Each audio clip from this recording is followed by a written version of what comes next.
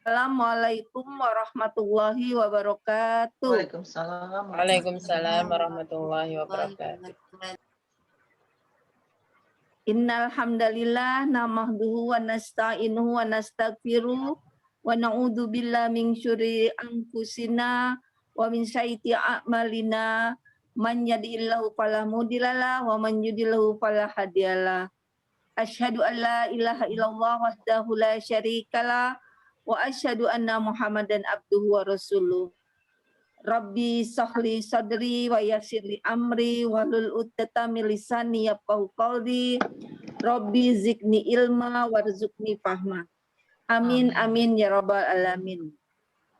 Puji syukur kehadirat Allah Subhanahu wa taala yang telah memberikan kita nikmat iman, nikmat Islam, nikmat sehat sehingga diberikan semangat kepada kita di hari yang tadi sudah disebutkan sejuk, enaknya tidur, sudah kenyang makan siang, tapi kita diberikan semangat untuk talbil ilmi.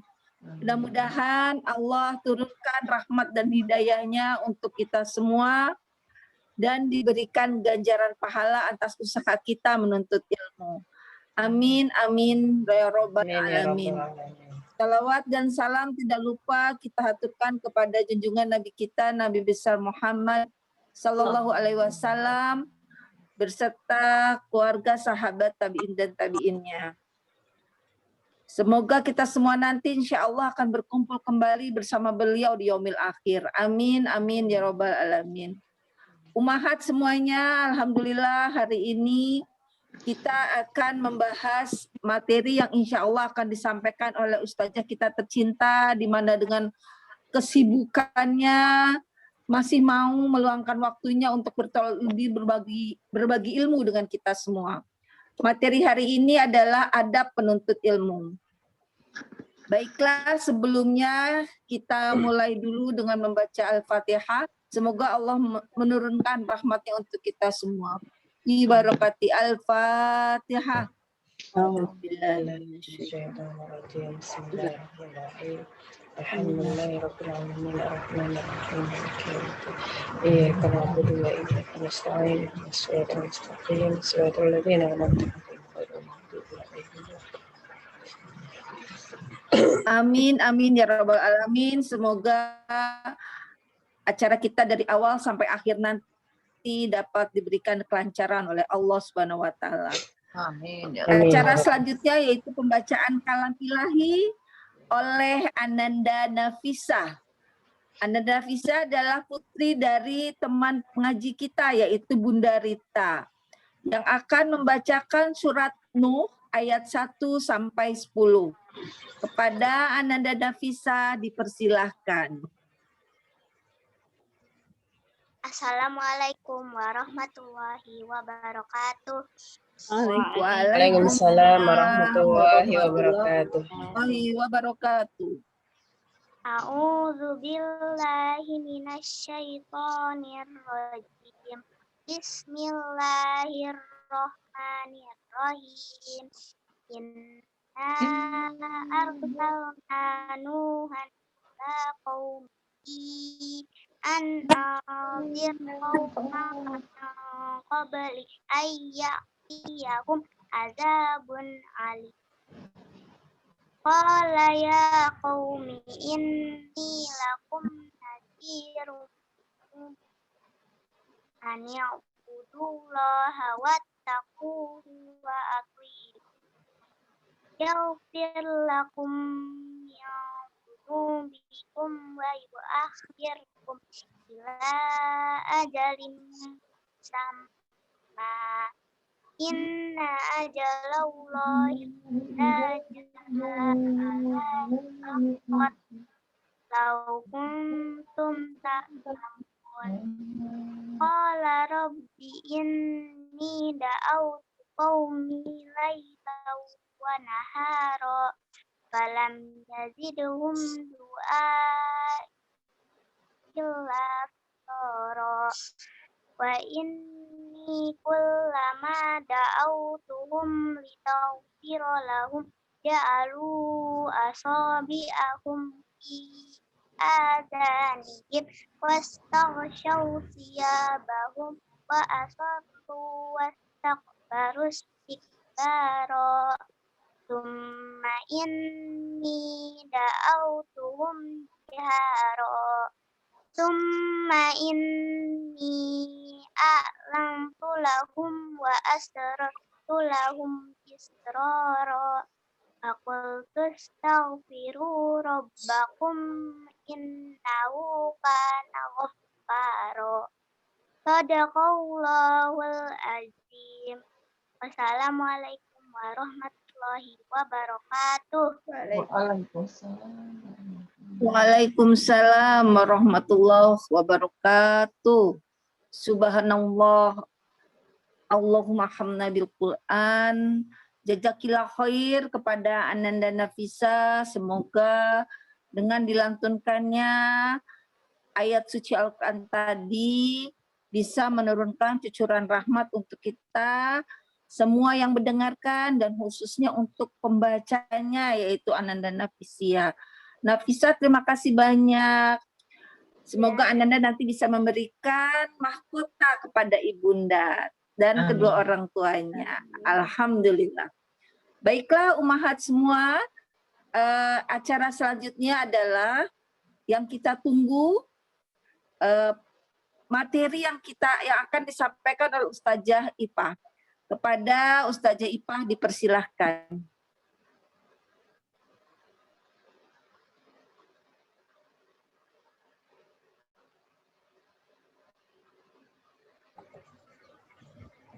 Bismillahirrahmanirrahim. Assalamualaikum warahmatullahi wabarakatuh. Waalaikumsalam. Waalaikumsalam warahmatullahi wabarakatuh. Alhamdulillahirabbil alamin. Wa bihi nasta'in ala umurid dunya waddin. Wassalatu wassalamu ala sayyidil mursalin wa ala alihi wa sahbihi wa barik wa sallim ajma'in. Allahumma sholli ala Muhammad wa ala ali Muhammad. Alhamdulillahirrabbilalamin. Pada siang hari ini kita diberikan oleh Allah Subhanahu wa Ta'ala kesempatan untuk berkumpul di Taman Surga. Semoga ini menjadi bagian dari hal yang kita nanti-nantikan nanti ketika di akhirat sebagai pemberat timbangan kita. Amin ya rabbal alamin. Salawat serta salam kita aturkan kepada junjungan Nabi besar Muhammad Sallallahu Alaihi Wasallam. Semoga kita semuanya yang hadir di sini bisa menjadi umat beliau yang nanti akan ditunggu-tunggu ketika di yaumil mahsyar. Amin ya rabbal alamin. Alhamdulillah, saya ucapkan terima kasih kepada Bu Aktif yang sudah memandu acara ini. Semoga dengan berjalannya acara ini yang dipimpin oleh Bu Aktif bisa menjadi tabungan juga ya buat Bu Aktif, tabungan akhirat kelak gitu ya. Kemudian buat adik Nafisa juga barakallahu fiik sudah melantunkan ayat sucinya. Semoga menjadi penyemangat bagi kita semuanya dalam mendidik anak-anak dan juga dalam membumikan Al-Quran gitu ya di tengah-tengah kehidupan kita sehari-hari. Baik, pada pertemuan kali ini kita akan melanjutkan materi yang sebelumnya, bahwa sebelumnya kita membahas mengenai apa ibu-ibu, ada yang masih ingat? Sebelumnya bahas apa ya? Adab sebelum ilmu, Ustazah. Ya, adab sebelum ilmu. Ya. Jadi kesimpulannya di pembahasan kemarin bahwa ketika kita bertolabul ilmi, ini tidak hanya sebatas mencari ilmu saja, tetapi untuk adabnya juga harus diperhatikan. Bahkan adab ini ketika kita mencari ilmu atau belajar tentang adab ini akan lebih banyak dibandingkan belajar mencari ilmu ya. Nah, untuk yang sesi selanjutnya, kali ini kita akan membahas tentang adab dalam adab bagi para penuntut ilmu. Saya akan share screen-nya, materinya.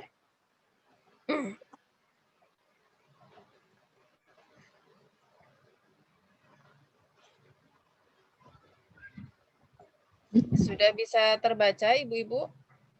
Udah, Sudah Ustazah. Sudah Ustazah. Baik.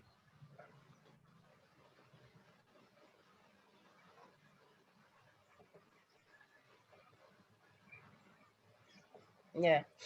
Di sini kita akan membahas adab penuntut ilmu ya. Jadi karena kita mengharapkan ilmu yang kita cari ini bisa mendapatkan ridho dari Allah serta bisa mendapatkan sesuatu yang lebih dibandingkan sebelumnya. Kalau yang sebelumnya kita belum tahu gitu ya tentang suatu hal, ketika kita menuntut ilmu, ketika kita mencari ilmu, maka di situ kita mengharapkan adanya sesuatu yang baru pada diri kita, sehingga kita bisa mengamalkan ilmu tersebut. Nah, di sini pembahasan yang akan kita bahas ada 4 hal. Yang pertama, adab terhadap ilmu. Yang kedua, adab terhadap guru. Yang ketiga, adab terhadap kitab atau buku ya. Kemudian yang keempat, adab terhadap majelis. Ya, jadi ada masing-masing adabnya gitu ya. Yang pertama kita membahas tentang adab terhadap ilmu. Apa yang harus kita lakukan, gitu ya? Adab-adabnya, kemudian akhlak yang harus kita lakukan terhadap ilmu itu seperti apa? Yang pertama, di sini kita harus mengikhlaskan niat dalam menuntut ilmu semata-mata hanya mengharap wajah Allah Ta'ala, bukan tujuan dunia. Ini sebagaimana yang sudah kita bahas di pembahasan sebelumnya tentang adab sebelum ilmu ya.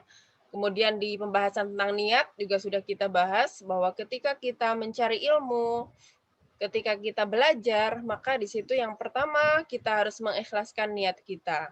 Jadi niat kita semata-mata ingin mengharap ridho Allah, ingin berhadapan terhadap Allah ketika nanti kita berada di surga, ingin mendapatkan surganya Allah gitu ya. Bukan yang lain, bukan menginginkan adanya persaksian gitu ya, kemudian menginginkan adanya gelar gitu ya, atau menginginkan ada jabatan, itu tidak gitu ya. Tapi kita bersihkan bahwa niat kita belajar itu adalah untuk mengharap wajah Allah atau ridho Allah gitu ya. Ya, jadi kita harus hapuskan ya yang sebelum-sebelumnya mungkin masih terbersit gitu ya. Saya harus sekolah S1, S2 dan sebagainya agar disaksikan gitu ya. Mendapatkan persaksian dari warganya gitu ya, atau dari saudara-saudaranya atau dari kerabatnya. Nah, itu harus dihilangkan hal seperti itu. Jadi kita niatkan gitu ya semata-mata ingin mengharapkan ridho Allah gitu ya. Apalagi sekarang gitu ya, ekonomi itu semakin melemah gitu ya. Bahkan ketika orang mencari kerja itu sulit, maka di situ terkadang ada yang ketika mengarahkan anak belajar itu dengan tujuan nanti ketika sudah besar akan menjadi apa gitu ya. Apakah kamu akan jadi polisi, jadi tentara gitu ya, atau jadi guru atau jadi pilot. Nah, di situ terkadang hitung-hitungannya sampai orang tua itu mengarahkan hitungannya nanti gaji yang terbesar itu apa gitu ya. Nah, itu insya Allah ibu-ibu di sini tujuan ketika belajar insya Allah sudah tulus gitu ya, karena mengharap ridho dari Allah Subhanahu wa Ta'ala. Karena apa? Karena di pembahasan yang sebelumnya disebutkan ketika seseorang itu mengharapkan dunia gitu ya, mengharapkan keduniaan ketika belajar tanpa menyelipkan atau tanpa berniat ingin mendapatkan ridhonya Allah, maka di situ seseorang akan mendapatkan azab neraka jahanam gitu ya. Karena apa? Karena kembali lagi pada tujuan awal pembuatan manusia, wa ma khalaqtul jinna wal insa illa liya'budun gitu ya. Dan tidak diciptakan jin dan manusia kecuali hanya untuk beribadah. Nah, bertolabul ilmi ini juga bagian dari ibadah yang harus kita tujukan, kita sampaikan tujuannya untuk akhirat, untuk bertemu kepada Allah Subhanahu wa Ta'ala. Kemudian adab yang kedua terhadap ilmu, senantiasa menunjukkan pengaruh rasa takut kepada Allah dalam gerak-geriknya, pakaiannya, dan seluruh cara hidupnya. Nah, ini kita harus memiliki adab, gitu ya. Adab apa? Adab terhadap ilmu. Semakin kita mendapatkan ilmu, maka rasa takut kepada Allah itu harus semakin banyak. Semakin baik juga gerak-gerik kita, semakin baik juga lisan kita, semakin baik juga dalam berpakaian kita, serta seluruh cara hidup kita harus sesuai dengan hukum syara. Ya. Jadi kalau ada pepatah, semakin berilmu maka semakin merunduk seperti padi. Nah, harusnya seperti itu, gitu ya. Ketika seseorang itu mempunyai ilmu, maka semakin ilmunya tinggi, maka rasa takutnya kepada Allah itu harus ada. Nah, ini bisa muncul ketika seseorang itu mempunyai adab. Tidak hanya sebatas ilmu, sebagaimana yang sudah dibahas kemarin, adab itu penting sebelum dimilikinya ilmu. Ya, kemudian gerak-geriknya juga harus sesuai dengan hukum syara, gitu ya. Bahkan ada ulama yang menyebutkan adab dan akhlak itu akan muncul ketika tauhid atau akidah serta syariahnya itu muncul, gitu ya. Jadi syariah dan tauhidnya itu memang sudah dimiliki sehingga adab itu akan keluar, akan muncul akhlak yang baik, gitu. Nah, jadi ketika di situ adabnya itu belum muncul, nah berarti di situ harus mengejar ilmu tentang adab ini, kemudian mengejar juga akidah serta syariat-syariatnya. Termasuk juga di sini syariat dalam berpakaian ya. Kita sudah membahas kemarin mengenai hijab bagi perempuan dan yang lainnya nanti akan kita bahas selanjutnya. Jadi intinya ketika kita sudah mendapatkan ilmu tersebut, kita sudah lebih paham dari yang sebelumnya, maka rasa takut kita kepada Allah itu harus semakin tinggi, gitu ya. Selanjutnya, adab terhadap ilmu yang ketiga. Nah, di sini harus membersihkan dirinya dari akhlak-akhlak tercela, ya. Nah, di sini akhlak tercela itu seperti apa? Di sini seperti hasad, dengki, kemudian ria, ya. Kemudian ujub, kagum pada diri sendiri, meremehkan orang lain, gitu ya. Kemudian dendam dan benci, marah bukan karena Allah, berbuat curang, sum'ah, ingin didengar kebaikannya. Kemudian pelit, bicaranya kotor, sombong, enggan menerima kebenaran, tamak, angkuh, dan banyak lagi ya di sini. Serta di sini termasuk juga berlomba-lomba dalam perkara duniawi.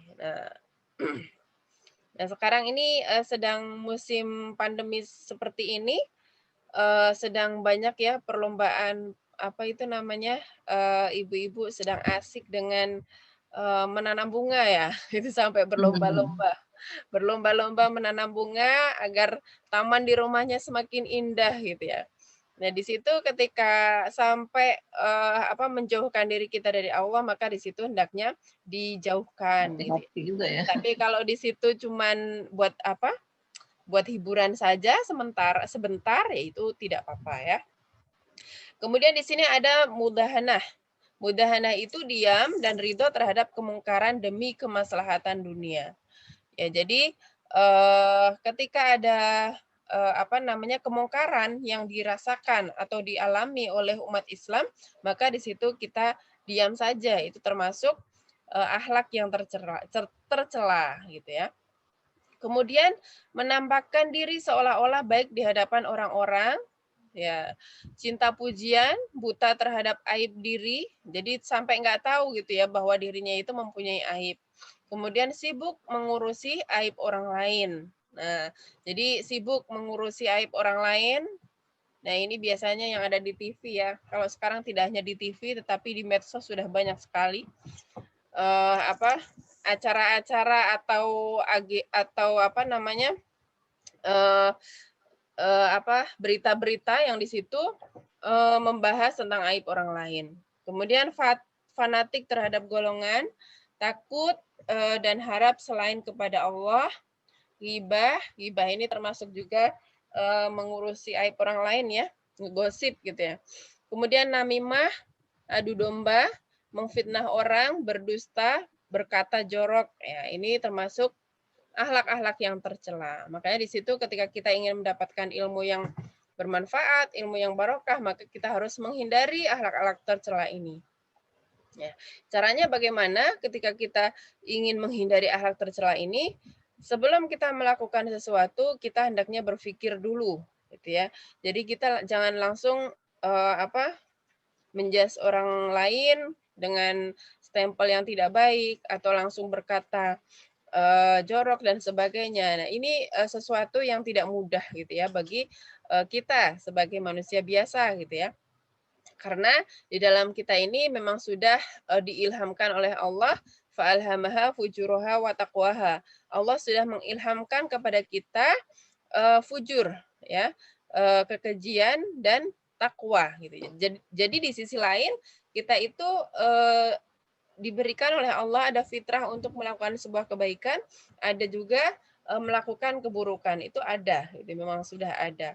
Makanya di situ ketika kita ingin membersihkan diri kita dari akhlak-akhlak tercela ini, memang kita hendaknya berupaya untuk berpikir dulu sebelum kita melakukan sesuatu, gitu ya. Sebelum kita melakukan sesuatu, dipikir dulu, dimuhasabah dulu, apakah ini pantas untuk dilakukan atau tidak. Nah, itu harus dilakukan dan ini butuh latihan ya untuk melakukan seperti ini. Yang selanjutnya, adab terhadap ilmu yang keempat adalah menjauhkan diri dari segala hal yang rawan mendatangkan tuduhan, serta tidak melakukan hal-hal yang menjatuhkan muruah atau kehormatan diri. Ya, ini bisa dikatakan kita harus wirai gitu ya. Wirai itu menjaga kewibawaan kita, menjaga kehormatan kita, muruah kita, agar tidak sampai melakukan akhlak-akhlak yang tercela tersebut, gitu ya. Jadi harus berhati-hati betul, gitu ya. Ketika kita melangkah, ketika kita berucap itu harus berhati-hati, harus dipikir dulu, gitu ya. Kemudian adab terhadap ilmu yang kelima adalah senantiasa menjaga syiar-syiar Islam dan hukum-hukum Islam yang zahir. Ya. Jadi ketika kita terhadap ilmu, kita harus menjaga syiar-syiar Islam. Ya, jadi seperti sekarang bulan bulan Sya'ban, nisfu Sya'ban, kita sedang semangat-semangatnya untuk menyambut bulan Ramadan. Nah, ini kita harus jaga syiar tersebut.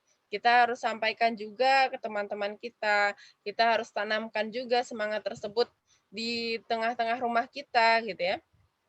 Itu termasuk bagian dari syiar-syiar Islam. Kemudian di sini ada contohnya ya, sholat berjamaah di masjid ini bagi yang laki-laki.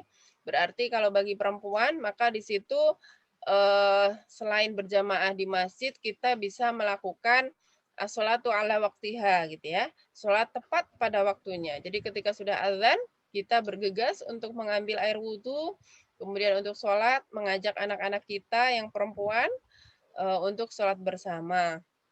Kemudian menebarkan salam kepada yang dikenal maupun tidak dikenal.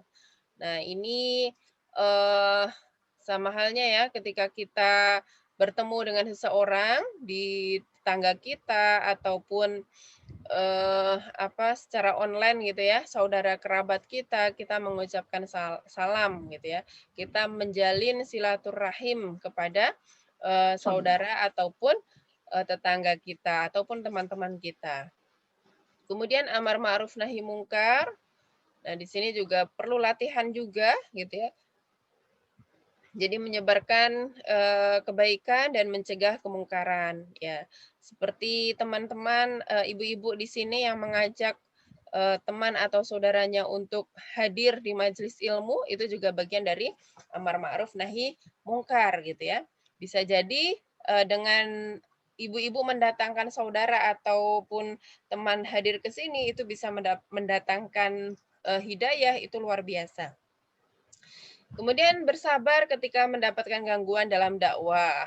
Ya, ini ketika kita berdakwah, nah termasuk ketika amar ma'ruf nahi mungkar, maka di sini kita juga harus bersabar. Dan ternyata bersabar itu tidak hanya ketika kita mendapatkan gangguan atau ketika kita mendapatkan musibah, tetapi ketika kita menjalankan hukum syara pun kita juga harus bersabar, gitu ya.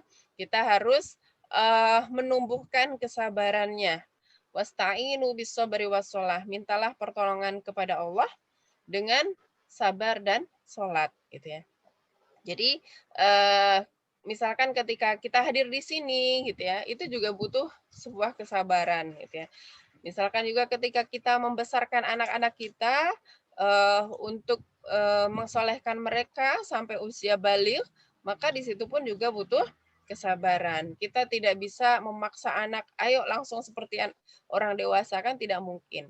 Kita di situ butuh proses kesabaran. Ya, yang selanjutnya adalah adab terhadap ilmu yang keenam. Di sini zuhud terhadap dunia dan menganggap dunia itu kecil. Tidak terlalu bersedih dengan yang luput dari dunia. Sederhana dalam makanannya, pakaiannya, perabotannya, dan rumahnya. Wah, ini Masya Allah ya, level zuhud ini luar biasa. Ini seperti yang dilakukan oleh Rasulullah, betul gitu ya. Jadi dalam urusan dunia beliau sangat sederhana gitu ya. Kemudian baik dalam makanannya, pakaiannya ataupun perabotannya, bahkan rumahnya, beliau pun juga sangat sederhana gitu ya. Nah, kita kira-kira bisa nggak nih ngikutin role modelnya Rasulullah gitu ya.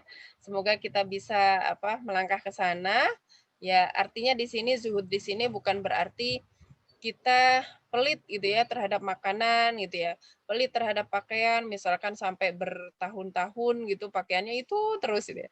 Tidak seperti itu juga gitu ya. Tetapi di sini maksudnya tidak sampai dalam hal boros gitu ya. Nanti ada penjelasannya tentang zuhud ini. Kemudian adab terhadap ilmu yang ketujuh adalah menulis. Nah, di sini ilmu adalah buruan, ya. Ya, sebagaimana ketika orang mencari ilmu itu sama seperti orang sedang berburu, gitu ya. Nah, ketika sudah berburu, misalkan berburu rusa, maka kalau sudah dapat, rusanya diapakan? Diikat. Gitu ya. Nah, sama ilmu juga seperti itu. Ketika kita sudah mendapatkan ilmunya, maka ikatannya itu dengan menulis. Menulis, mencatat. Ya, mencatat. Ikatlah buruanmu dengan tali yang kuat. Nah, termasuk kebodohan kalau engkau memburu kijang, setelah itu kamu tinggalkan terlepas begitu saja. Itu hikmah dari Imam Syafi'i ya. Kalau sekarang bagaimana Umi? Kalau mencatat kan lama, ini slide-nya cepat gitu. Ya di screenshot dulu, nanti setelah selesai kajian boleh dicatat, boleh dirangkum gitu ya. Seperti itu. Nah, di sini dengan menulis kita akan mendapatkan banyak keuntungan, di antaranya ilmu kita ikat dengan menulis akan melekat dan abadi menjadi ilmu yang bermanfaat. Ya, mungkin ibu-ibu yang sudah merasakan, sudah pernah melakukan akan terasa beda gitu ya ketika ada kajian menulis dan tidak gitu. Nah, bahkan ketika kita menulis ulang, itu di situ kita termasuk belajar lagi gitu ya. Belajar lagi, menyerap lagi apa yang sudah dibahas sebelumnya. Kemudian di sini disebutkan sebagai ladang sedekah intelektual. Nah, ini menulis dalam arti yang lebih luas gitu ya. Jadi sebenarnya dalam Islam itu sangat dianjurkan yang namanya literasi ilmu gitu ya. Jadi ilmu itu butuh dibukukan atau dibuat literatur gitu ya. Nah, ini kalau saat ini menjadi suatu yang sangat sedikit gitu ya. Umat Islam yang sadar tentang literatur atau literasi dalam ilmu ya. Literasi itu tidak hanya menulis tetapi juga di situ ada yang namanya membaca. Nah, dalam tahapan seperti anak-anak kita, mungkin di situ harus ditanamkan suka baca dulu, gitu ya. Jadi suka baca, baca dan baca, dibiasakan. Kemudian selain itu juga dilatih untuk menulis, gitu ya. Nah, Seperti itu. Jadi ini akan menjadi sedekah intelektual karena ketika sudah dibukukan, kemudian diinfakkan kepada orang-orang sekitar membaca gitu ya, maka di situ akan menjadi sebuah sedekah gitu ya, sedekah ilmu. Seperti itu. Jadi kalau dalam Islam sebenarnya ketika seorang sudah menulis dalam sebuah menulis sebuah ilmu, maka di situ harusnya negara itu mengambil peran gitu ya, mengambil peran, memberikan hadiah kepada penulis, kemudian buku itu ya diberikan atau disebarkan secara cuma-cuma menjadi sebuah sedekah gitu ya, serta menjadi syiar Islam ya. Bahkan saya sering ya lihat tuh adik-adik ketika kajian gitu ditulis tangan, kemudian di-share di status gitu ya. Nah, itu juga bagian dari syiar Islam ya. Ya. Kalau di sini saya perlihatkan di sini ada gambar seseorang ketika menulis kitab kuning gitu ya. Jadi kitab kuning itu kitab gundul yang di situ tulisan Arab semuanya, bahkan tidak ada harokatnya, maka di situ harus diikat penjelasan guru itu dengan menulis gitu ya. Jadi ditulis terjemahannya, ditulis maksud dari apa yang disampaikan oleh ustadznya dan sebagainya. Dan luar biasa gitu ya ketika belajar pada zaman dahulu. Selanjutnya di sini tentang zuhud ya, kembali lagi tentang zuhud. Di sini menurut Abu Dzar Al-Ghifari, zuhud terhadap dunia bukan berarti mengharamkan yang halal dan bukan juga menyia-nyiakan harta. Akan tetapi zuhud terhadap dunia adalah engkau begitu yakin terhadap apa yang ada di tangan Allah daripada apa yang ada di tanganmu. Zuhud juga berarti ketika engkau tertimpa musibah, engkau tidak mengharap pahala dari musibah tersebut, daripada kembalinya dunia itu lagi padamu. Ini diambil dari Ibnu Rajab Al-Hambali, ya, bahwa riwayatnya di sini mauquf ya, hanya perkataan Abu Dzar. Namun di sini bisa kita ambil juga gitu ya, bahwa zuhud itu bukan berarti di situ mengharamkan dunia gitu ya, bukan berarti terus rumahnya itu nggak boleh rapi gitu ya, bukan berarti seperti itu gitu ya. Kemudian pakaiannya yang kusut, yang sobek-sobek aja juga tidak seperti itu gitu ya. Jadi yang dimaksud zuhud di sini ya bukan mengharamkan yang halal gitu ya, dan bukan juga menyia-nyiakan harta gitu ya. Jadi karena ingin terlihat zuhud gitu ya, padahal dia kaya, dia tidak mau membeli segala sesuatu, padahal ketika kita membeli tersebut itu bagian dari menolong orang lain gitu ya, menolong para penjual yang di situ memang sebaiknya kita tolong. Jadi zuhud itu artinya ini ya, tidak mengharamkan hal yang haram. Tidak mengharamkan hal yang halal. Jadi kalau halal boleh dilakukan, ya boleh dilakukan. Kemudian selanjutnya Abu Sulaiman Ad-Daroni menyebutkan bahwa zuhud adalah meninggalkan berbagai hal yang dapat melalaikan dari mengingat Allah. Nah, ya. Nah, di sini disebutkan oleh Abu Nuaim Al-Asbahani dalam Hilyatul Aulia dalam kitab Kutubul Arabi ya. Nah, di sini yang dimaksud dengan zuhud ini adalah meninggalkan berbagai hal yang dapat melalaikan dari mengingat Allah gitu ya. Jadi misalkan ya sekarang itu musim mau Ramadan ya. Mau Ramadan. Biasanya kalau Ramadan itu pada sibuk apa ibu-ibu? Sibuk bikin kue ya. Ya jangan sampai kesibukan tersebut itu membuat kita lalai dari mengingat Allah gitu ya. Lalai untuk belajar, lalai untuk bertolabul ilmi, lalai untuk bersedekah dan sebagainya gitu ya. Jadi kita berlaku zuhud ini ya berupaya untuk meninggalkan hal-hal yang membuat kita lalai. Nah, bisa juga kita sampaikan ke anak-anak kita ya. Bahkan sejak pandemi ini anak-anak sekolah secara online, di situ mereka ketika sekolah menggunakan gadget gitu ya. Dan di situ pasti tidak luput dari yang namanya game. Gitu ya. Nah, itu sebenarnya bisa melalaikan dari mengingat Allah. Maka di situ ketika zuhud, anak-anak harus dilatih untuk meninggalkan seperti itu. Ya, tidak hanya game ya. Sekarang itu ada TikTok, ada apa lagi tuh. Banyak sekali. Ya.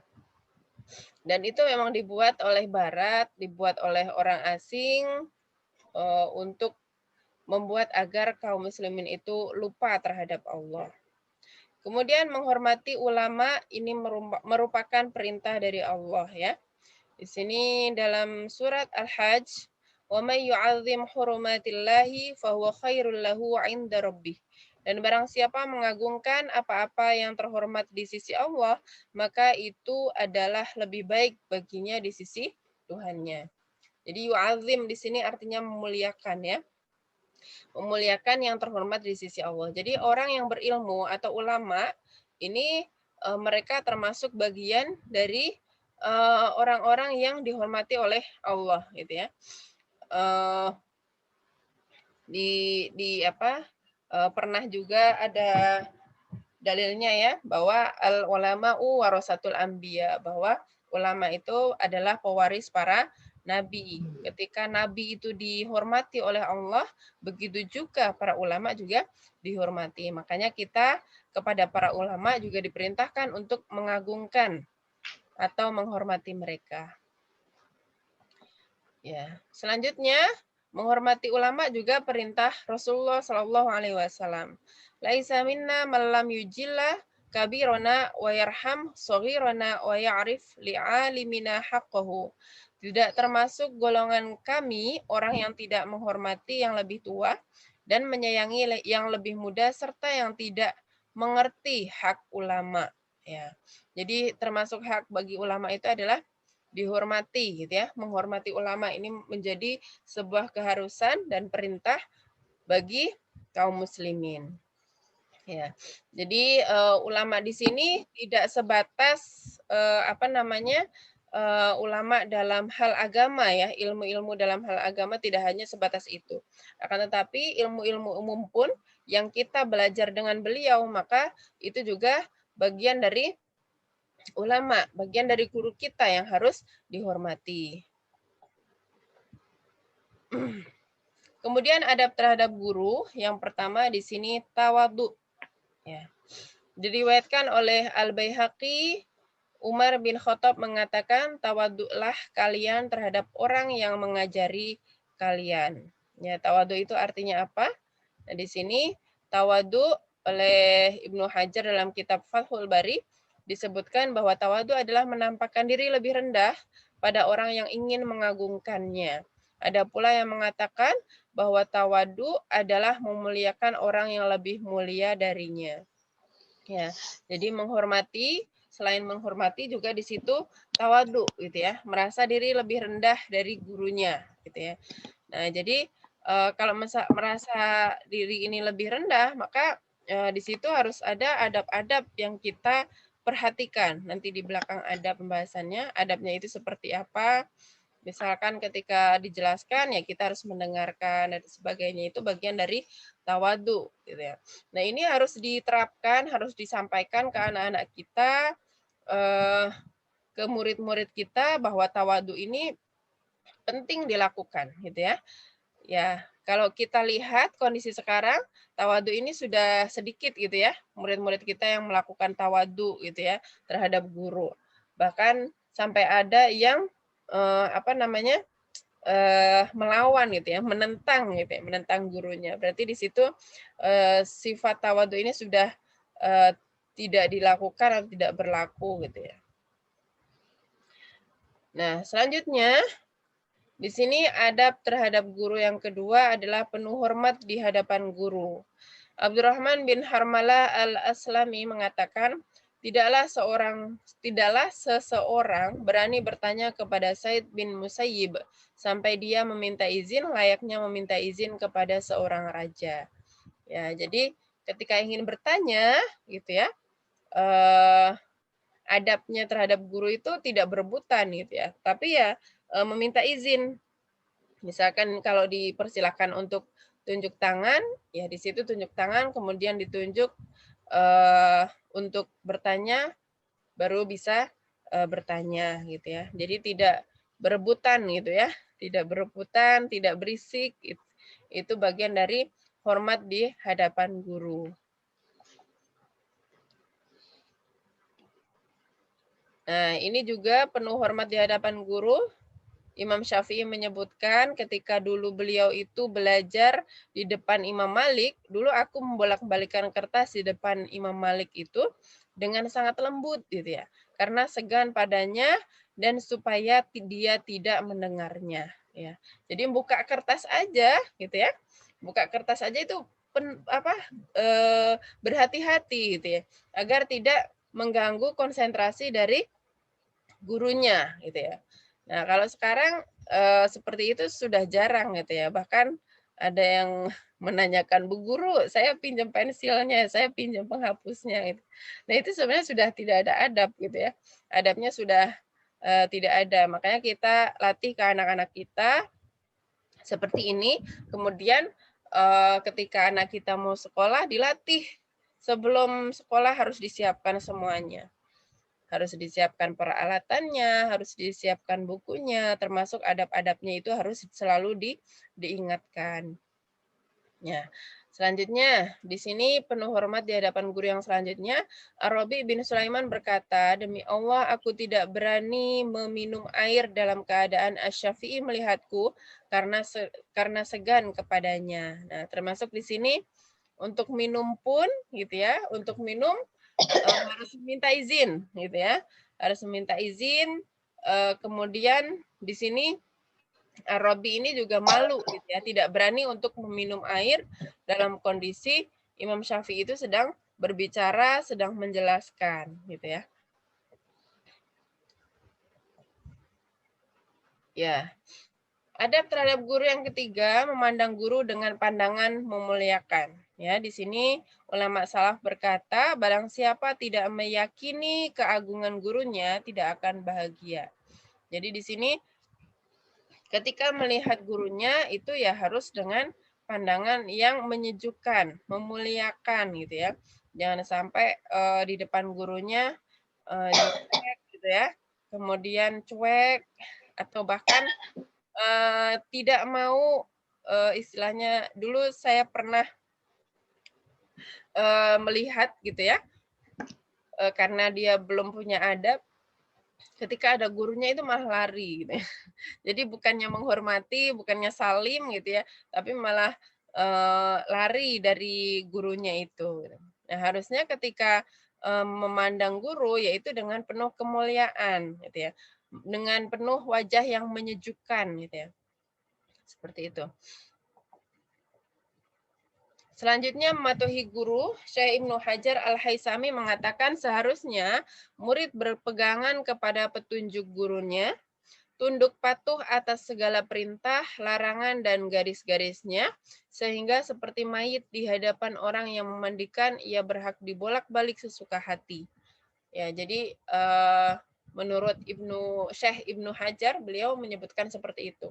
Jadi yang namanya dengan guru, itu ya apapun yang diperintahkan itu harus diikuti gitu ya. Jangan ada kata tapi gitu ya. Tapi kan itu tidak boleh ya. Nah, ini saya rasakan gitu ya, di anak-anak sekarang itu masih banyak sekali gitu ya yang mereka belum menjaga adabnya gitu ya terhadap guru gitu ya. Bahkan ketika guru sedang menjelaskan itu sudah dipotong sama murid gitu ya pembicaraannya gitu ya. Nah, ini harus kita latih anak-anak kita agar dia itu bisa paham patuh terhadap guru itu seperti apa gitu ya. Nah, di sini kita harus latih ya. Jadi seharusnya murid itu berpegangan terhadap petunjuk gurunya. Jadi kalau gurunya itu sudah menyampaikan petuah-petuah gitu ya, menyampaikan nasihat, harus terus diingat gitu ya. Bahkan di sini disampaikan seperti mayit di hadapan orang yang memandikan gitu ya. Seperti itu. Nah, selanjutnya adab yang selanjutnya terhadap guru di sini mendoakan guru. Rasulullah bersabda, "Waman ata ilaikum ma'rifan fakafi'uhu fa illam tajidu fad'u lahu hatta ya'lama an qad kafa'tumuhu." Apabila ada yang berbuat baik kepadamu, maka balaslah dengan balasan yang setimpal.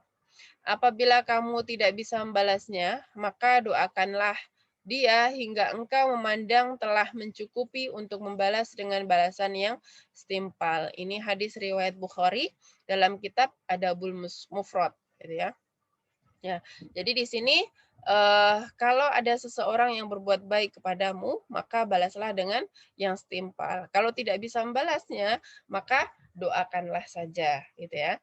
Nah, di sini pesan ini sebenarnya secara umum ya, ketika kita bersama tetangga atau bersama teman gitu ya, atau bersama kerabat gitu ya, ketika ada yang melakukan sebuah perbuatan baik, maka hendaklah kita membalas dengan yang setimpal. Kalau tidak mampu atau tidak bisa, selalu doakan gitu ya.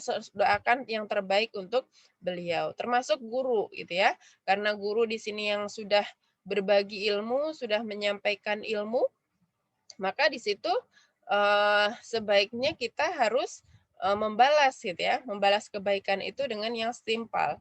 Kan tidak mungkin ya kalau misalkan, bukan tidak mungkin gitu ya, mungkin tidak bisa membalasnya dengan ilmu juga gitu ya. Tetapi dengan apa gitu ya? Karena tidak bisa dengan ilmu, maka di situ dengan doa. Didoakan gurunya agar Allah cukupkan gitu ya segala kebutuhannya, segala usianya berkah dan sebagainya gitu ya. Jadi doa-doa yang terbaik itu diungkapkan gitu ya. Bahkan seorang guru itu biasanya tidak hanya mendoakan kepada gurunya saja gitu ya, bahkan juga mendoakan kepada murid-muridnya gitu ya. Agar apa? Agar muridnya itu mendapatkan ilmu yang bermanfaat, ilmu yang berkah, bahkan berharap agar muridnya itu bisa menduplikat gitu ya. Menduplikat itu bisa sama gitu ya, bisa sama ilmunya gitu ya, bahkan kalau bisa lebih gitu ya dari gurunya. Nah, biasanya kalau gurunya itu ridho terhadap muridnya, itu biasanya anak muridnya itu akan lebih melejit gitu ya. Kecerdasannya melejit, kemudian ilmu yang didapatkannya itu akan lebih banyak gitu ya. Kemudian ketawaduannya juga bagus dan sebagainya. Itu akan lebih dibandingkan dari gurunya. Nah, selanjutnya di sini Ibnu Jama'ah rahimahullah berkata, hendaklah seorang penuntut ilmu mendoakan gurunya sepanjang masa, memperhatikan anak-anaknya, kerabatnya, dan menunaikan haknya apabila telah wafat. Ya, jadi ini penghormatan terhadap guru, gitu ya. Mendoakan guru ini sepanjang masa yang kita miliki, gitu ya. Jadi kita tidak boleh lupakan guru-guru kita, gitu ya. Nah, guru kita yang paling pertama itu siapa? Ya, yang selain di rumah ya. Kalau yang selain di rumah, ibu dan ayah itu pasti otomatis harus kita doakan. Nah, guru-guru di sini, misalkan guru TK kita, nah kira-kira kita masih ingat nggak guru-guru TK kita ini? Guru TK, kemudian guru SD, dan selanjutnya, bahkan yang di pesantren itu kita harus doakan terus gitu ya. Harus doakan agar ilmu yang sudah diterima itu menjadi berkah gitu ya. Nah, terkadang ada gitu ya yang dulu alumni pesantren, kemudian setelah keluar pesantren dia malah jauh dari ilmu Islam gitu ya, padahal sudah lama di pesantren. Nah, itu bisa jadi karena adab-adab terhadap gurunya itu tidak dilakukan. Nah, kemudian di sini sampai memperhatikan anak dan kerabatnya. Luar biasa ya. Di sini di kitab Tazkirah Sami halaman 91. Ya, jadi sampai anak-anaknya, kerabatnya itu harus didoakan gitu ya. Nah, kalau saya itu ada budaya di kampung itu ya tidak hanya mendoakan gitu ya, bahkan harus sampai bersilaturahim gitu ya.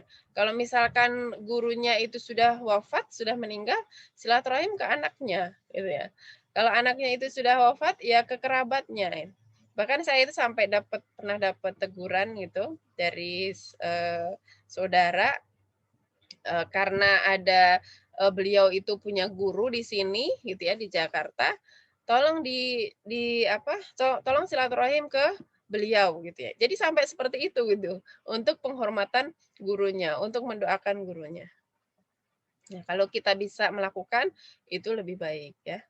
Jadi termasuk juga silaturahim terhadap guru itu juga harus dijaga. Nah, kemudian selanjutnya di sini ada terhadap guru yang keenam, sabar menghadapi gurunya. Imam Asy-Syafi'i rahimahullah mengatakan, bersabarlah terhadap kerasnya sikap seorang guru, sesungguhnya gagalnya mempelajari ilmu karena memusuhinya. Ya, jadi terkadang ada ya atau banyak yang namanya guru itu tegas gitu ya. Guru itu tegas, keras gitu ya.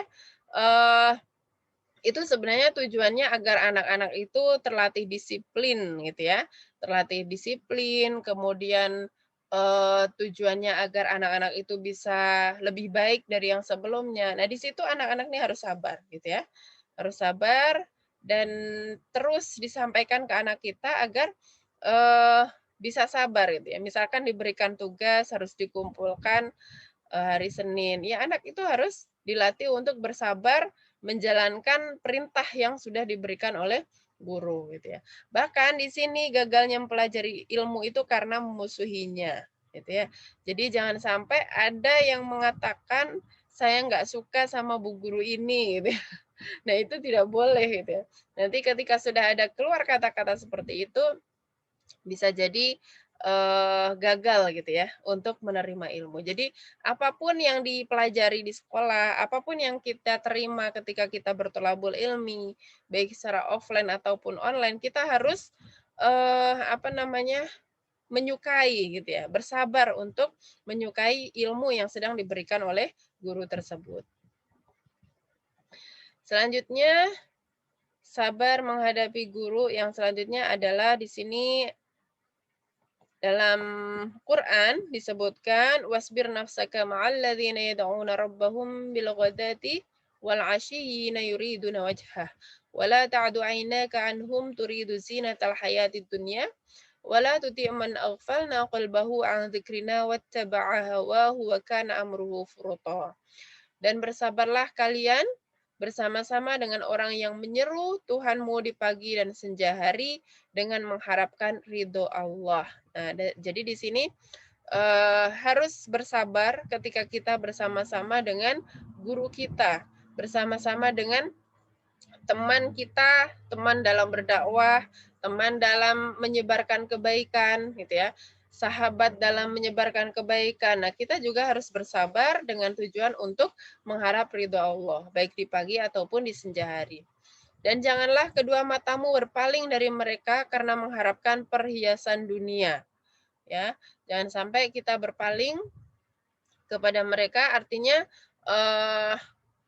cuek terhadap guru tersebut karena apa? Karena ingin perhiasan dunia, ingin kekayaan, gitu ya. Kemudian guru tersebut dilupakan, itu tidak boleh. Kemudian janganlah kamu mengikuti orang yang hatinya telah kami lalaikan dari mengingati kami, serta menuruti hawa nafsunya adalah keadaannya itu melewati batas. Nah, jadi ini ya, ini firman Allah yang mengingatkan kepada kita agar kita terus bersabar dalam menghadapi guru, dalam menerima penjelasan guru, gitu ya. Itu juga harus sabar, gitu ya. Kadang kan guru ada yang menjelaskannya cepat, ada yang menjelaskannya pelan, gitu ya. Bahkan kalau di mana di dalam kitab Ta'limul Muta'alim, di situ disebutkan mencari guru itu sebaiknya yang wirai gitu ya, gurunya itu yang wirai, kemudian yang tawadu, kemudian yang usianya lebih tua gitu ya. Bahkan sampai seperti itu. Dan kalau usianya lebih tua, itu biasanya untuk penyampaiannya pun juga tidak setegas yang muda-muda gitu ya. Kadang ada yang bikin ngantuk dan sebagainya. Dan di situ harus sabar gitu ya. Misalnya kita mendengarkan kajian tafsir gitu ya. Tafsir itu biasanya yang Kalau misalkan kita lihat di YouTube, itu udah ulama-ulama yang sudah lama dan sudah mumpuni ilmunya gitu ya. Itu beliau itu kan penyampaiannya terkadang ya tidak seenergik orang-orang muda gitu ya. Nah, di situ kita juga harus sabar. Dengan kesabaran itu insya Allah kita akan mendapatkan ilmunya. Selanjutnya, duduk penuh adab di depan guru. Nah, di sini Syekh Bakar Abu Zaid rahimahullah dalam kitabnya Hilyah Talibil Ilmi mengatakan, pakailah adab yang terbaik pada saat kau duduk bersama syekhmu. Pakailah cara yang baik dalam bertanya serta mendengarkan perkataannya. Ini penjelasan selanjutnya. Nah, duduknya itu seperti apa? Nah, di sini duduklah dengan duduk yang beradab. Nah, yang beradab itu yang pertama tidak membentangkan kaki, juga tidak bersandar, apalagi saat berada di dalam majelis ya. Jadi tidak boleh membentangkan kaki, nggak boleh selonjoran ya, ibu-ibu kalau di dalam majelis ilmu. Kemudian tidak boleh nyandar, ya tidak boleh nyandar. Gimana kalau untuk ibu-ibu yang sudah sepuh gitu ya, yaitu dimaafkan ya untuk ibu-ibu yang sudah sepuh karena untuk menjaga kondisi fitnya tubuh nggak apa-apa gitu ya. Tapi kalau yang masih kuat untuk duduk dengan tegap, tidak bersandar, ya lakukanlah gitu ya. Seperti itu. Nah, kemudian Ibnul Jamaah mengatakan seorang penuntut ilmu harus duduk rapi, tenang, tawadu, mata tertuju kepada guru, tidak membentangkan kaki, tidak bersandar, tidak pula bersandar dengan tangannya.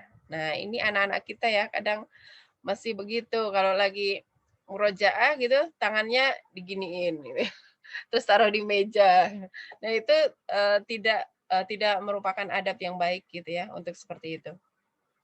Tidak boleh tertawa dengan keras, tidak duduk di tempat yang lebih tinggi darinya, juga tidak membelakangi gurunya. Nah, ini ya, tidak duduk lebih tinggi dari gurunya. Jadi kalau gurunya itu di atas, di bawah, ya maksudnya di bawah karpet gitu ya, murid juga harus di bawah. Tidak boleh duduk di kursi gitu ya. Nah, ini juga termasuk adab terhadap orang tua juga sama ya. Juga tidak boleh membelakangi guru. Ya, saya menemukan adab-adab ini ketika saya kemarin pulang gitu ya, silaturahim ke teman, itu anak itu sudah memakai adab seperti ini. Jadi untuk bicaranya pun juga lembut gitu ya terhadap tamu. Gitu.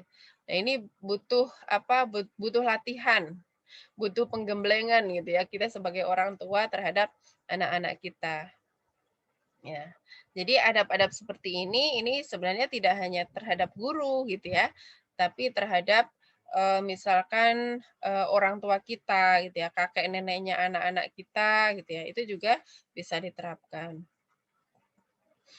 Kemudian merendahkan suara di hadapan guru, para sahabat Nabi muridnya Rasulullah tidak pernah didapati mereka beradab buruk kepada gurunya tersebut.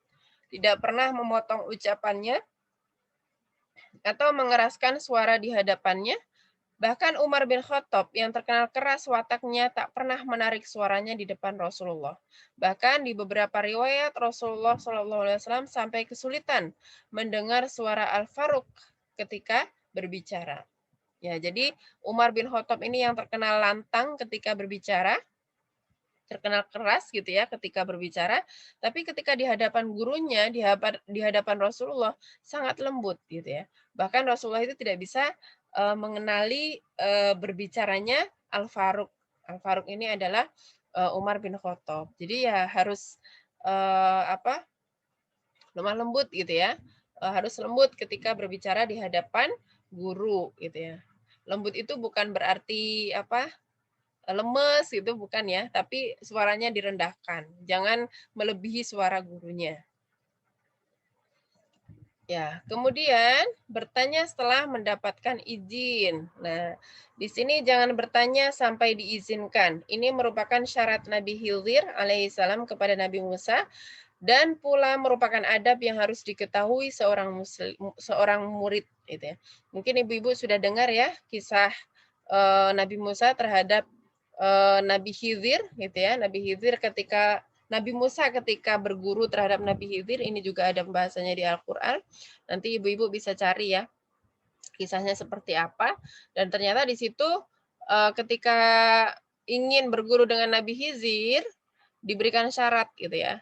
Kalau mau belajar sama saya, jangan bertanya sampai diizinkan. Dan ternyata Nabi Musa itu kan orang yang pinter gitu ya, orang yang pinter, orang yang cerdas. Jadi sebelum Nabi Khidir memberikan izin bertanya, itu sudah bertanya-tanya terus gitu ya. Karena yang dilakukan Nabi Khidir ini sepertinya tidak masuk akal gitu ya. Makanya Nabi Musa itu bertanya. Nah, ini menjadi perintah bagi kita gitu ya, menjadi sebuah kisah gitu ya. Kisah yang harus kita teladani bahwa ketika kita bersama guru gitu ya, adab-adabnya itu ketika ingin bertanya maka di situ meminta izin dulu gitu ya. Meminta izin, ketika diizinkan maka lakukan. Kemudian jika seorang guru tidak mengizinkan untuk bertanya, maka janganlah bertanya, tunggulah sampai ia bertanya, sampai ia mengizinkan bertanya, gitu ya. Nah, kenapa sampai seperti itu, gitu ya? Mungkin kalau ibu-ibu di sini yang pernah menjadi guru sudah terbayang ya, kenapa di sini harus ada izin dulu ketika ingin bertanya. Karena kalau langsung memotong pembicaraan guru sedang konsentrasi untuk menyampaikan gitu ya, tiba-tiba dipotong, nanti itu bisa hilang gitu ya, apa yang sedang diceritakan atau disampaikan oleh guru. Makanya di sini jangan bertanya sampai diizinkan oleh guru. Kemudian kalau sudah selesai bertanya dan dijawab oleh guru, gitu ya, atau belum dijawab, sudah bertanya, maka doakan guru setelah bertanya dengan mengucapkan barakallahu fiik atau jazakallahu khairan. Ya. Ya, jadi kalau sudah selesai bertanya kepada guru, maka di situ kita mendoakan dengan barakallahu fiik ya Ustaz atau Ustazah. Selanjutnya adab terhadap kitab ya. Tadi yang pertama terhadap ilmu, yang kedua terhadap guru, sekarang terhadap kitab. Di sini Imam Az-Zarnuji dalam kitab Ta'limul Muta'alim, sebagian dari memuliakan ilmu adalah memuliakan kitab. Maka sepatutnya bagi pelajar ilmu tidak mengambil kitab kecuali dalam keadaan suci. Ya, jadi kalau kita sedang ada hadas, maka hadas kecil, maka sebaiknya untuk dibersihkan dengan apa? Dengan berwudu. Ini bagian dari adab kita membaca kitab suci. Tidak hanya kitab suci ya, sebenarnya apapun itu kitab atau buku yang akan kita baca itu sebaiknya kita dalam kondisi keadaan suci. Kemudian duduk dengan hormat di depan kitab. Nah, duduk dengan hormat ada kalanya dengan bersila atau tawaruk. Tawaruk itu seperti tasyahud awal ya, duduknya seperti itu. Kalau bahasa Jawa itu timpuh ya, duduk timpuh. Ini merupakan salah satu adab terhadap kitab yang sedang kita baca. Jadi makanya harus dihindari ketika membaca kitab itu sambil tidur gitu ya. Apalagi ngafalin Quran sambil tidur, itu tidak boleh gitu ya. Bukan adab yang baik. Saat berada dalam majelis pengajian, maka sangat dituntut untuk duduk dengan sopan. Jangan mendirikan kaki saat duduk ya. Jadi kalau sedang bertolabul ilmi atau membaca kitab pun gitu ya, membaca kitab sendiri, itu tidak boleh kakinya itu dinaikkan gitu ya. Duduk dengan tidak sopan dalam majelis ilmu berarti tidak menghormati kitab dan juga tidak hormat kepada guru serta majelis ilmu tersebut. Ya, jadi kalau duduk yang tidak sopan seperti mendirikan kaki ini juga bagian dari tidak menghormati kitab ataupun tidak menghormati guru. Jangan juga menjulurkan kaki ke arah kitab. Ya, jadi kalau misalkan Quran ada di depan sini, kita selonjoran nih di depannya gitu ya. Nah, ini juga tidak benar, tidak boleh. Adab terhadap kitab yang selanjutnya meletakkan kitab di tempat yang agak tinggi, yang lebih tinggi dari kita ya. Batasannya apa? Kalau saya dulu saat mengaji Ta'limul Muta'alim itu batasannya ya di lutut. Ya, jadi kita taruh di meja yang di atas lutut kita gitu ya. Apalagi kitab mushaf ya, Al-Qur'an. Kitab itu sebagai sumber ilmu tidak boleh diletakkan di tempat yang rendah seperti di lantai, baik ketika sedang belajar ataupun bukan. Jadi tidak boleh, misalkan bukunya itu hanya berupa lembaran, itu pun juga tidak boleh diletakkan di lantai, harus dihormati, harus diletakkan di tempat yang lebih tinggi. Maka merupakan satu hal yang sangat bagus bila para santri membudayakan memakai meja kecil ketika belajar. Baik ketika belajar di ruang kelas ataupun ketika mutolaah sendiri di rumah, mengulang pelajaran. Jadi menggunakan meja kecil. Ini sudah menjadi budaya ya di tengah-tengah kita. Kalaupun tidak ada meja, ketika menghadiri pengajian, maka sepatutnya kitab diletakkan di atas pangkuan. Jangan di lantai, apalagi menaruh Quran gitu ya di lantai itu tidak boleh. Kemudian menjaga lembaran kitab jangan sampai berserakan. Nah ini kitab kuning biasanya ya, kitab kuning itu berupa lembaran banyak, itu tidak boleh berserakan, jadi harus dijaga. Nah kalau misalkan kita dapat modul buku atau kitab yang yang berupa lembaran-lembaran itu juga harus dijaga dengan baik. Lembaran kitab yang sudah lusuh atau tidak digunakan lagi jangan dibiarkan terletak dan berserakan di lantai atau di tanah. Ada baiknya bila masih bisa dipergunakan maka diletakkan di tempat tertentu yang lebih mulia. Bila sudah tidak mungkin dipergunakan maka sebaiknya dibakar saja untuk menjaga kehormatannya. Jadi kalau sudah tidak digunakan boleh dibakar, apalagi di situ yang terdapat ayat Al-Qur'an ya. Jangan dibuat untuk bungkus gorengan ya, nggak boleh itu. Yang ada ayat Al-Qur'annya. Nah, kemudian meletakkan kitab menurut kemuliaan ilmunya. Bila kita meletakkan kitab di atas kitab lain, maka susunannya harus sesuai dengan tingkatan kitab. Nah, yang paling atas itu adalah Al-Qur'an. Ya. Selanjutnya, nah urutannya di sini Al-Qur'an, kemudian hadis.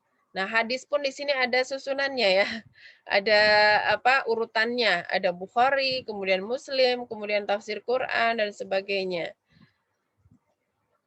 Ya, bila kitab dalam ilmu yang sama maka diletakkan menurut kemuliaan pengarangnya. Masya Allah ya. Jadi ketika kita berilmu, ketika kita membaca buku itu tidak hanya melihat matan atau isinya saja gitu ya. Tapi kita lihat pengarangnya itu siapa, buku ini ditulis tahun berapa, itu harusnya seperti itu.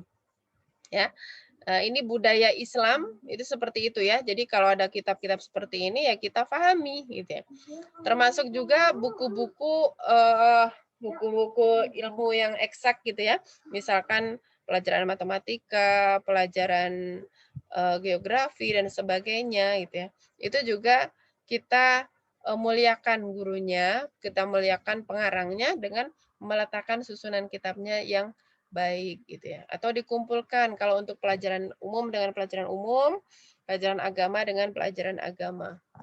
Nah, kemudian tidak melipat kitab dan menyimpan benda lain di atas kitab. Nah, di sini nggak boleh ya. Ada buku, di atasnya ada kopi, ada mie gitu ya. Itu tidak bukan merupakan adab yang benar terhadap kitab.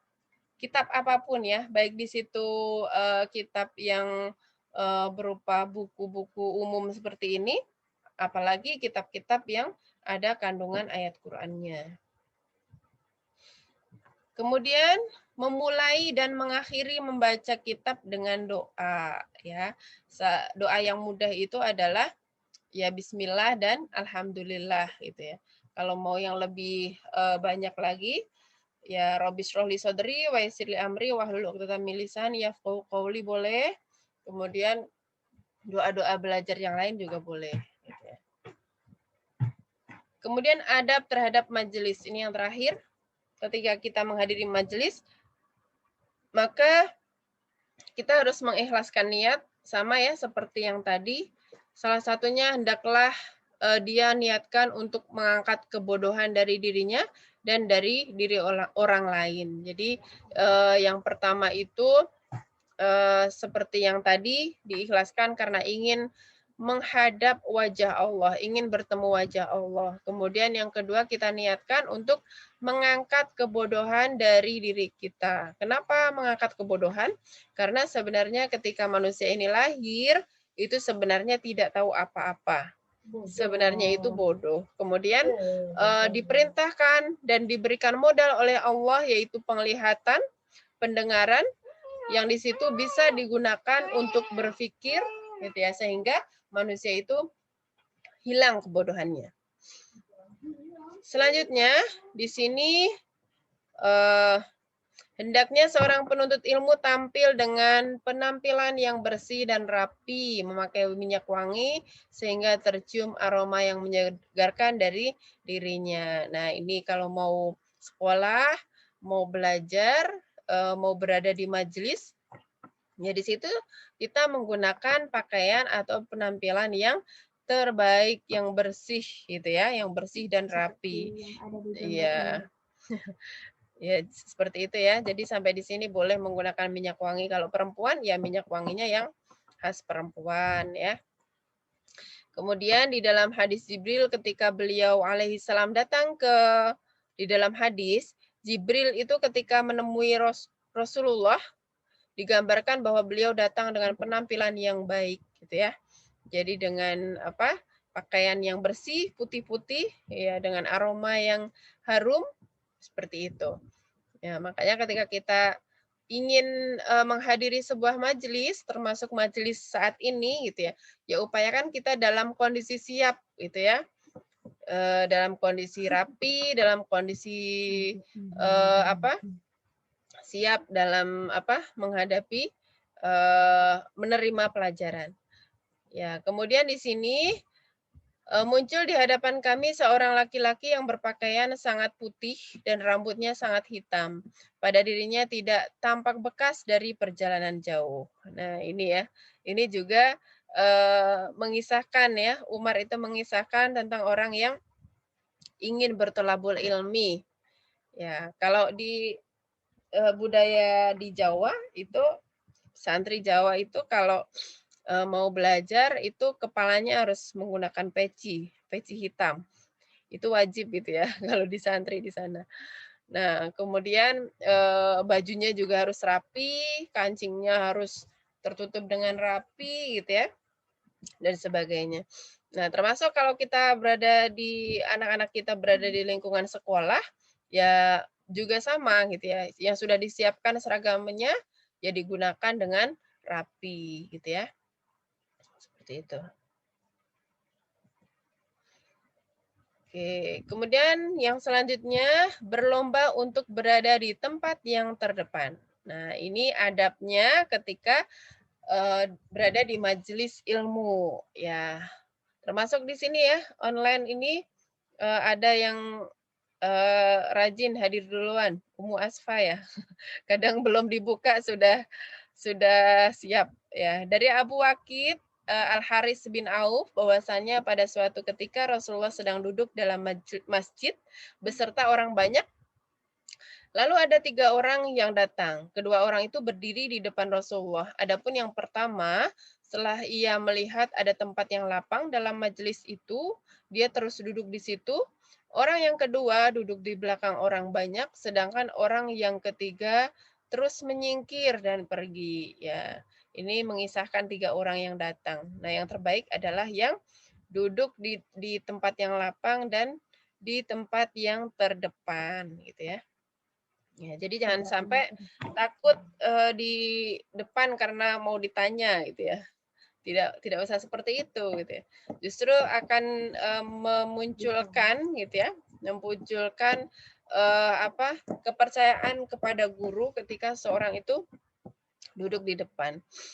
Ya, bahkan ada juga yang menyebutkan, guru saya itu menyebutkan kalau duduk ketika belajar atau ketika kuliah itu jangan pindah-pindah, gitu ya. Kenapa? Karena malaikat nanti ketika ingin memberikan taufik dan keberkahannya itu biar tidak salah sasaran. Sebenarnya bukan bermaksud malaikat tidak bisa tepat sasaran, itu bukan seperti itu. Tapi maksudnya ya ketika kita duduk dalam majelis, ketika dari awal itu sudah di situ, ya sudah, jangan pindah-pindah ke belakang kemana gitu ya, seperti itu. Namun berbeda ya ketika kondisinya ibu-ibu membawa anak. Nah, itu bagaimana? Ya, jadi kalau misalkan ibu-ibu membawa anak, ya kalau memungkinkan anak dikondisikan di depan itu bagus, tetapi kalau anaknya itu belum bisa dikondisikan dengan duduk rapi, maka ya di situ menyesuaikan kondisi anak. Ya, walaupun bertahap, anak ketika sering diajak ke majelis taklim, biasanya dia akan tahu gitu ya, kondisi di majelis taklim itu seperti apa. Gitu. Kemudian ini juga sama ya, sama dengan penjelasan yang tadi. Nah, kemudian hendaknya seorang penuntut ilmu berakhlak yang baik terhadap teman-teman dalam kajiannya. Ya, jadi kita mungkin sudah kangen ya dengan kondisi majelis secara offline. Ketika hadir di suatu majelis, kita ketemu dengan teman, kemudian saling salam-salaman gitu ya. Itu juga bagian dari akhlak baik gitu ya. Tapi jangan sampai ngobrol dengan teman-temannya ya. Kadang kalau di majelis offline itu ada yang bikin forum sendiri gitu ya. Jangankan majelis offline ya. Itu misalkan di kelas gitu ya, gurunya sedang cerita, sedang menjelaskan, temennya ada muridnya yang ngobrol dengan temennya, asik sekali ngobrol. Nah, itu juga tidak boleh. Itu bukan akhlak yang baik. Kemudian seyogianya dia berucap dan memperlakukan saudaranya dengan santun dan lemah lembut. Ya, ini terhadap temannya ya. Harus sama-sama berjuang ketika menuntut ilmu, jadi jangan sampai saling menyudutkan gitu ya, atau saling menyalahkan, tidak boleh. Nah, di sini wa khaliqin nasa bi khuluqin hasan, dan bergaulah kepada manusia dengan akhlak yang baik ya. Jadi termasuk terhadap teman ketika berada di majelis, ketika berada di sekolah, itu juga harus berakhlak yang ahsan. Ini dalam kitab Tazkirah Hufaz dari Ahmad bin Sirin, bahwasannya dulu di majelisnya Abdurrahman bin Mahdi rahimahullah, tidak ada satu orang pun yang berbicara di dalam majelisnya, tidak ada satu orang pun yang meraut pena mereka, dan tidak ada satu orang pun yang berdiri, seolah-olah di kepala mereka itu ada burung. Jadi kalau ada burung, kan nggak bisa bergerak ya. Atau seolah-olah itu mereka berada dalam sholat. Jadi memang sepi ketika guru itu menjelaskan, anak-anak itu fokus gitu ya, fokus mendengarkan penjelasan gurunya. Ya, termasuk juga di sini sampai tidak berani meraut pena mereka gitu ya. Jadi nggak boleh nyambi gitu ya. Gurunya lagi jelasin, muridnya nyambi gitu ya, ngeraut pena. Berarti itu adabnya belum ada. Kemudian nyari-nyari buku gitu ya. Cari kesibukan sendiri. Nah, itu adabnya tidak ada ya. Di situ harus kita latih ke anak-anak kita, termasuk ke kita juga. Oke, selanjutnya adab yang terakhir adalah menutup setiap majelis dengan doa kafaratul majelis. Ini sering sudah kita lakukan ya. Ya, kemudian adab yang terakhir, datang dan pergi dengan mengucapkan salam ya.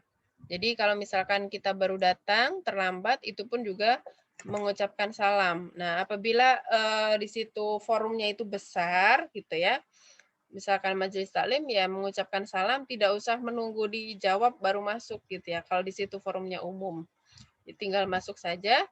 Cuman di sini ada adabnya kita mengucapkan salam. Nah, kalau misalkan di Zoom seperti ini, ada guru sedang menjelaskan, ya tidak usah mengucapkan salam gitu ya, karena akan mengganggu ya, akan mengganggu penyampaian materi.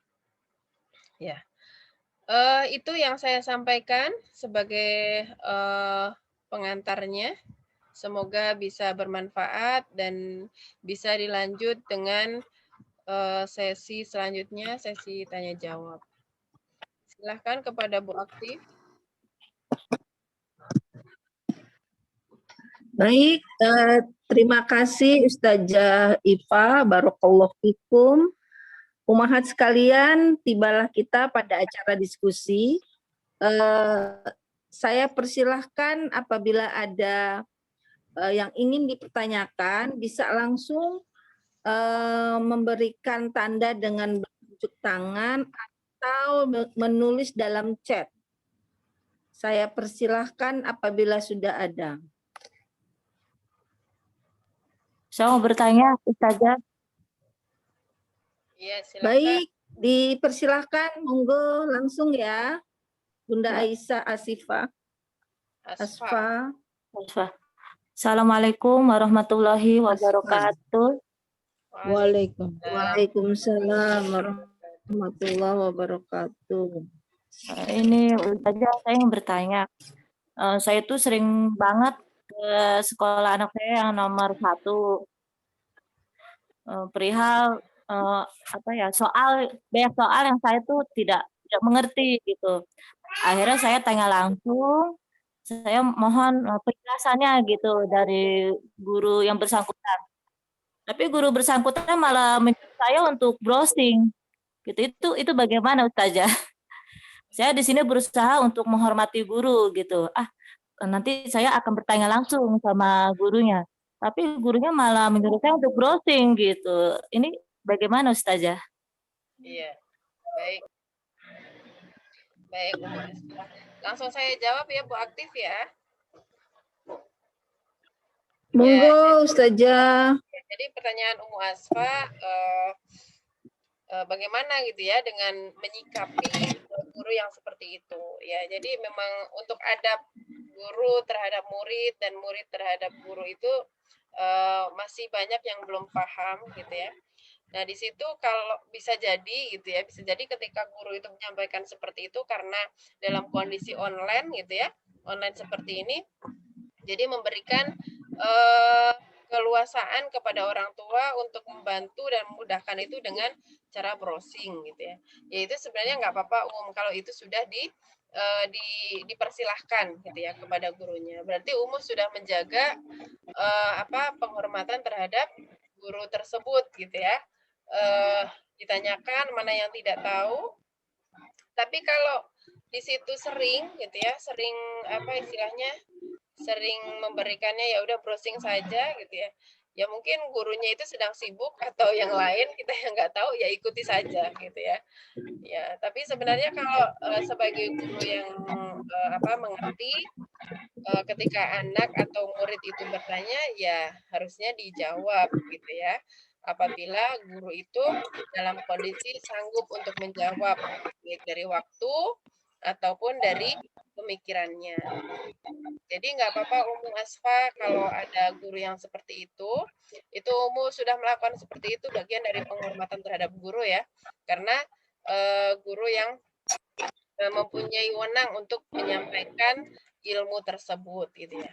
Namun karena sekarang kondisinya seperti ini ya, lebih banyak online-nya, itu jadi misalkan pembahasan tentang danau gitu ya, kata gurunya udah cari saja browsing gitu ya, danau terpanjang di dunia apa, danau terdalam di dunia itu apa gitu ya, di Indonesia misalkan, ya itu nggak apa-apa dilakukan, itu nggak apa-apa.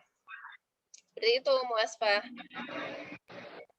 Satu lagi boleh Ustazah? Ya boleh, monggo. Ini saya kan dulu waktu di pesantren kan sering ketiduran. Soalnya kan bangun kan selalu jam 3 gitu. Sekarang tuh pas lagi belajar tuh nggak sadar gitu, ketiduran gitu. Sebenarnya saya nggak mau tidur, cuma karena udah ngantuk banget. Itu gimana Ustazah? Ya. Nah, itu budaya budaya santri ya. Suka ketiduran. Ya, jangankan budaya santri, di sekolah kita di mana anak-anak kita juga kadang masih ada yang seperti itu, bisa tertidur gitu ya ketika gurunya menjelaskan. Apalagi penjelasannya itu masuk di jam pada zuhur ya, seperti kajian ibu-ibu seperti ini ya. Ada yang sampai tertidur gitu ya. Nah, itu sebenarnya kalau sudah ikhtiar gitu ya, sudah ikhtiar untuk menjaga vitalitas badan kita biar fit gitu ya ketika mendengarkan penjelasan guru gitu ya. Sudah ikhtiar itu tidak apa-apa. Kalau tertidur itu tidak sengaja. Yang tidak boleh itu ya tertidur karena sengaja, itu yang nggak boleh gitu ya. Jadi sengaja gitu ya. Ini pelajaran buat buat persiapan nanti malam ada pelajaran lagi, sekarang tidur. Itu kalau sengaja itu tidak boleh, itu tidak menghormati guru gitu. Tapi kalau di pesantren itu biasanya guru itu memahami gitu ya, memahami kondisi fisik anak. Terkadang waktu untuk istirahatnya itu sedikit sehingga di kelas itu kadang tertidur gitu ya, tertidur. Nah di situ biasanya kalau guru yang tega itu bangunin gitu. Kalau yang nggak tega ya dibiarin aja gitu. Nah itu nggak apa-apa karena di situ tidak sengaja ya, tidak sengaja untuk tidur. Seperti itu. Tapi untuk keberkahan ilmunya bagaimana Ustazah? Ya kalau untuk keberkahannya sebenarnya ya kita upayakan dulu biar nggak ngantuk gitu ya. Kalau untuk keberkahannya itu kan insya Allah Allah yang akan memberikan keberkahan tersebut gitu ya. Ketika guru itu ikhlas dan sebaiknya kalau kita tertidur seperti itu ya kita minta maaf kepada guru kita gitu ya. Misalkan di kelas tertidur mohon maaf sama gurunya gitu ya. Atau kalau misalkan gurunya itu membangunkan ya kita harusnya bahagia bersyukur gitu ya, dibangunkan gitu. Jangan sampai dibangunkan malah marah, itu nggak boleh gitu ya. Seperti itu. Ya, jadi itu sudah budaya dan saya lihat teman-teman saya itu ketika pesantren gitu ya, ada yang begitu gitu ya, ada yang ketika belajar itu tertidur gitu ya. Tapi gurunya itu ridho gitu ya. Maksudnya karena memaklumi dan gurunya itu ridho ya alhamdulillah sekarang ya tetap mengajar juga gitu ya, bisa mengajar, ilmunya juga barokah itu ya itu karena salah satunya karena keridhaan dari gurunya. Jadi menghormati guru kemudian minta keridhaan itu sesuatu hal yang penting. Makanya kalau bisa mengupayakan setiap Idul Fitri gitu ya, jelang Ramadan kita mohon diridhokan, mohon keridhaan dari guru kita gitu ya. Mohon maaf gitu ya. Lahir batin, kemudian mohon didoakan itu bisa dilakukan gitu ya. Agar dibersihkan dari kegelapan yang dimiliki. Begitu Mas Asfar. Jazakillah khair Ustazah Iva atas Ya, penjelasannya. ada lagi Bu Akti? Baik, terima kasih Ustazah Bunda Asfara. Ada satu pertanyaan lagi Ustazah. Ini berkaitan dengan adab terhadap kitab. Dalam keterangan adab terhadap kitab, meletakkan kitab di tempat yang agak tinggi. Di zaman orang tua dulu, terkadang Al-Quran sampai dibungkus dengan kain putih dan diletakkan di atas lemari. Terkesan sampai dikultuskan. Saat ini ada yang berpendapat bahwa Al-Quran itu harus dipelajari dan dipahami isinya. Bagaimanakah dengan sikap orang tua yang zaman dulu meletakkan kitab di tempat yang agak tinggi, maksudnya di atas lemari tadi. Itu saja. Ya, baik ya. Itu sekarang juga masih ada yang melakukan seperti itu ya. Jadi Al-Quran itu disimpan serapat-rapatnya gitu ya. Itu dibungkus agar biar tidak terkena debu gitu ya. Itu sebenarnya tidak apa-apa gitu ya. Itu sebuah penghormatan terhadap Al-Quran. Akan tapi yang perlu difahami lagi gitu ya, bahwa penghormatan terhadap Al-Quran itu tidak hanya sebatas cara meletakkannya saja gitu ya, tetapi menggunakan Al-Quran itu sebagai pedoman hidup dalam sehari-hari itu yang harus istilahnya dirubah gitu ya. Karena kalau zaman dulu gitu ya, sekarang juga masih ada yang beranggapan seperti itu. Jadi ketika berquran itu hanya sebatas membaca saja, gitu ya. Kalau sudah membaca disimpan rapat-rapat, taruh di lemari yang tinggi, di atas lemari. Nah, kemudian setelah itu tidak dibaca lagi terjemahannya seperti apa, maksud dari ayat itu seperti apa. Nah, itu yang tidak tepat gitu ya. Terus bagaimana kita menghadapi seperti itu? Ya kita sampaikan kepada orang tua bahwa Al-Qur'an itu tidak hanya untuk disimpan gitu ya. Dihormatinya tidak hanya disimpan tetapi Al-Quran itu akan lebih bahagia, Rasulullah akan lebih bahagia ketika Al-Quran itu diterapkan dalam kehidupan sehari-hari.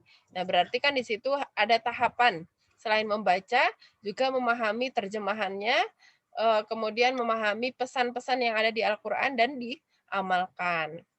Nah, itu yang harus berproses. Karena sampai sekarang saya pun di kampung itu lebih banyak Quran yang tidak ada terjemahannya, gitu ya, di sana. Ya, jadi tidak ada terjemahannya, anak pun ngaji itu yang tidak menggunakan terjemah, jadi ya hanya sekedar baca saja gitu ya. Tidak memahami maksud yang disampaikan di dalam Al-Qur'an. Seperti itu Bu Aktif. Jadi boleh kita sampaikan juga Baik, kepada orang tua kita. Ya, baik Ustazah, jazakillah khair. Ada pertanyaan dari yang lain? Karena waktu sudah menunjukkan pukul 14.30, 41 malah ya. Udah lewat nih. Mohon maaf Bagaimana ya, Umahat? Ada pertanyaan lain atau kita tutup saja? Ya, mungkin saya tambahkan Sepertinya ya, Bu sudah Aktif. tidak ada pertanyaan sudah. Ya, saya tambahkan Ya, sedikit. Ustazah. Kondisinya saat ini kita berada dalam situasi pandemi ini. Kita juga harus menggunakan adab-adab kita ketika bertolabul ilmi, gitu ya. Salah satunya seperti menyalakan video itu juga bagian dari adab ya. Kecuali kalau memang kita berhalangan, misalkan ada yang sedang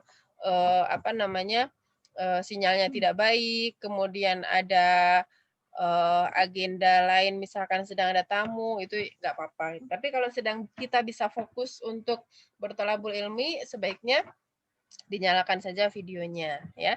Dimanapun kita belajar online gitu ya.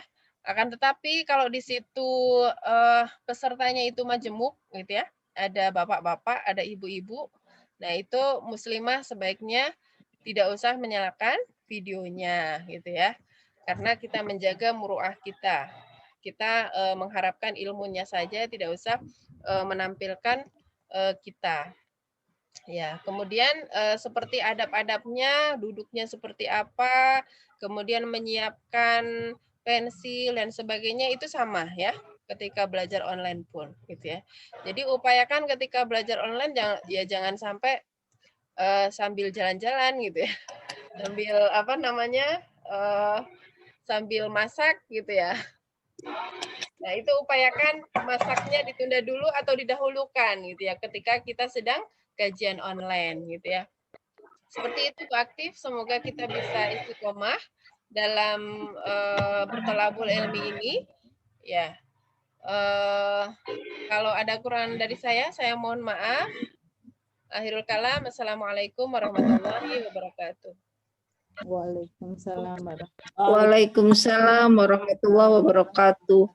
Jazakillah khair Ustazah Ifa. Alhamdulillah hari ini materi adab penuntut ilmu dengan 4 poin, yaitu adab terhadap ilmu, terhadap guru, terhadap kitab, terhadap majelis sudah selesai pembahasannya.